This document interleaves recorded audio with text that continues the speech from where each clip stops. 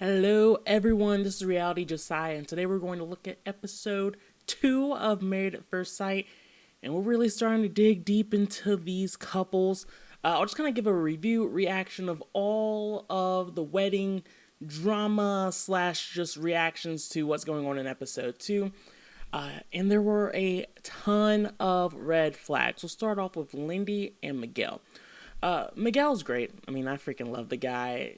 He just seems so down to earth, very just like a strong communicator, just very straight to the point and calm in almost all situations, which is something that I appreciate. And I think it might give him a lot of pieces I think he's going to need with Lindy. I think in this episode in particular, we just kind of saw that she's a little all over the place. I understand. I mean, I don't understand. I haven't been there. But if you are going dress shopping, you're going to want to try on a lot of dresses, looking for that magical fit. But in this episode, she seems like she just really didn't know what she was looking for. It seems like she was questioning a lot. And it just kind of gave me the vibe that she might not be ready to get married. Lindy, as I've said in like other shows and podcasts, I just get some iffy feelings from her that we're just starting to we're starting to dig a little bit deeper into getting to know the real her, and I don't think we're gonna like it. All in all, though, I really enjoyed their wedding. It was cute. It seems like they had a genuine, like, real connection. Nothing special. I didn't really feel any special sparks, but it seems like they both liked each other, and I'm excited to see where this one goes. Next up, we have Kristin and Mitch. We didn't get a ton out of them today from this episode in particular, which is fine. I mean, I think they're probably going to be one of the crazier couples that have a lot of drama going with them. Kristin coming from almost getting married 4 years ago, and then her fiance cheating on her, and Mitch being single for a long period of time. And he's one of the older members of the cast. I'm worried about that. In this episode, we saw Mitch kind of lose his cool. Mitch is getting his hair cut for the wedding, getting himself put together, and his beard is not to the length of his liking. And the person cutting his hair, he's just like, that's not the way I want it. And he starts like lose his cool. He starts telling everyone to shut up. He doesn't want to think about it because he's going to get too negative about it. And I get it. Like, it's your big day. You want it to be your day. And he even emphasizes it. He's like, this is my day. And I'm just like, bud, calm down a little bit. It's not like she shaved all your hair off and you look awful. I just think there's a better way to communicate it. Like, hey, that's really not the way I would have liked for my hair to look. Just let it be known that way. You don't have to put on a whole dramatic show. He does it again when it comes to the bow tie situation. Another situation where I understand getting frustrated, but the way he communicates that frustration is bad. He's just like, someone go find out how to do a bow tie. I'm sweating, I'm nervous. And again, I totally get it. Very intense situation. He's probably been up all night, that kind of thing. But just like, hey, someone look up a YouTube video. Figure out how to tie a bow tie. Let's go from there. You can just kind of...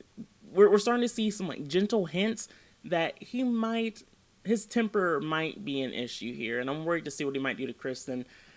Someone who really wants a relationship, and I can see them clashing already just because he seems like the kind of guy who's gonna find like the littlest thing. Not that these situations were little, but it just feels like he's going to find things to pick at, and I think she might be in trouble.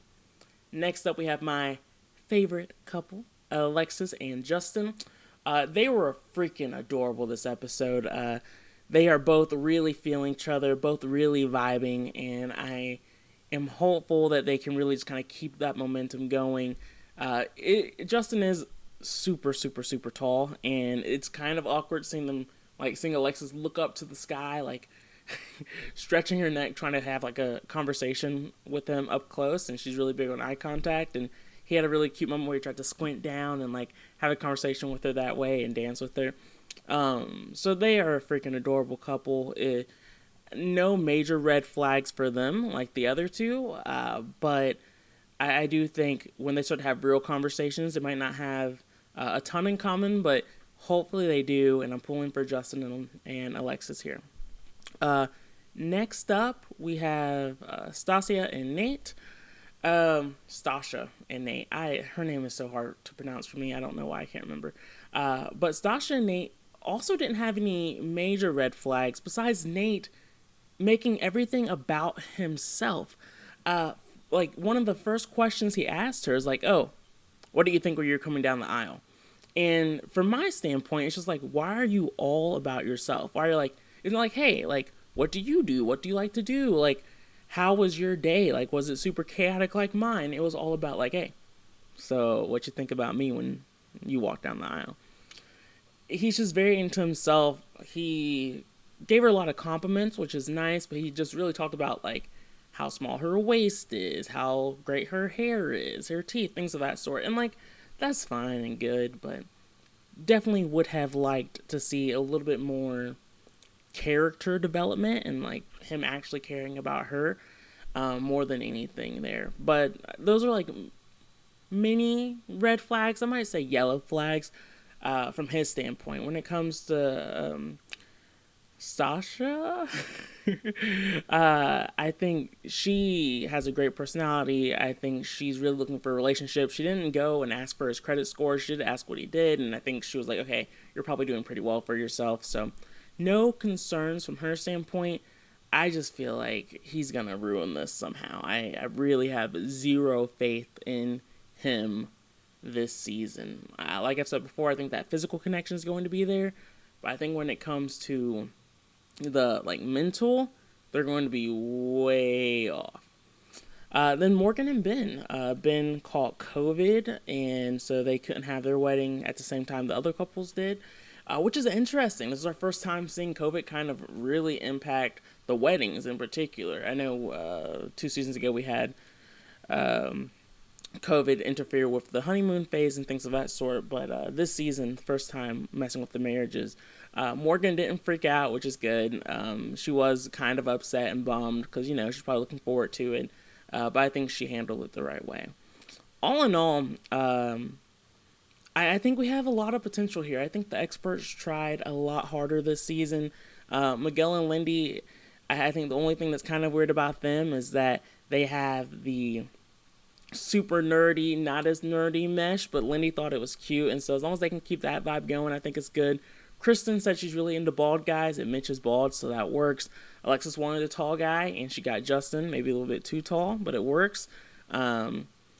Sasha wanted someone who had their shit together, like someone who could live the same life she does, and I think it really works that Nate seems to be that kind of person. I do have some concerns with Morgan and Ben.